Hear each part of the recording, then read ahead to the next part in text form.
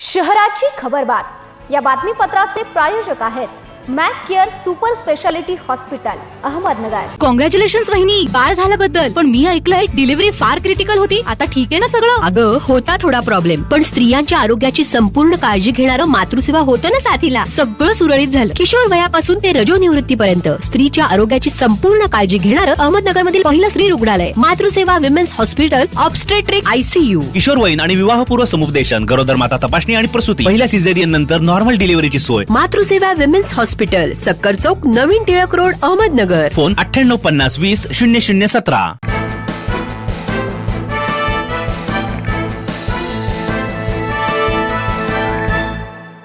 नमस्कार, मी साक्षी, न्यूज 24 सह्याद्रीमध्ये तुमचं स्वागत। पाहूया अहिलानगर शहरातील महत्त्वपूर्ण बातम्यांचा आढावा शहराची खबरबातमध्ये।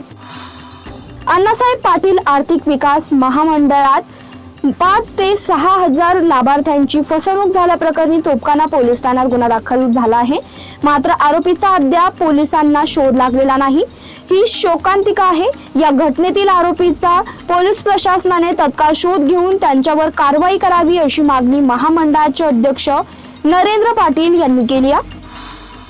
अहिलानगर शहरातील पिंजार गल्ली पीरशहा खुंट परिसरात क्रिकेट खेळताना झालेल्या किरकोळ वादातून 18 वर्षीय आपान जावेद शेख या युवकाला मारहाण करून जखमी करण्यात आलं। या प्रकरणी आपानची आई नाजमीन जावेद शेख यांनी दिलेल्या फिर्यादीवरून अफजान जावेद शेख आणि झैद जावेद शेख याच्या विरोधात कोतवाली पोलीस ठाण्यात गुन्हा दाखल करण्यात आला।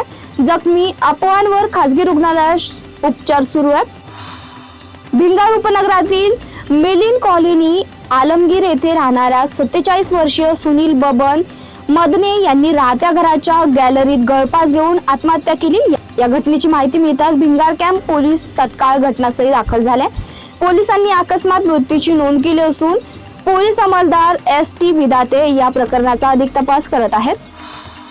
अहिलानगर शहराला पाणी पुरवठा करणारी जलवाहिनी नांदगाव शिवारात देव नदी जवळ जाधव यांच्या शेतामध्ये हवेच्या व पाण्याच्या दाबाने फुटली आहे। यामुळे मुळानगर येथून होणारा पाणी उपसा बंद करण्यात आला असून जलवाहिनी दुरुस्तीचं काम हाती घेण्यात आलंय। या दुरुस्तीमुळे शहराचा पाणी पुरवठा 2 दिवस विस्कळीत होणार असल्याचं महापालिकेने कळवलंय।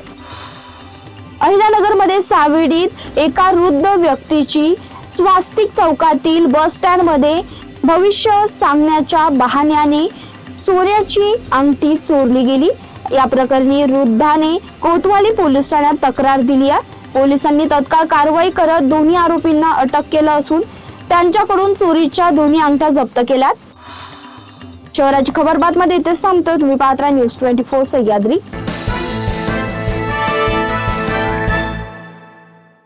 या बातमीपत्राचे प्रायोजक होते Mac care super speciality hospital Ahmednagar.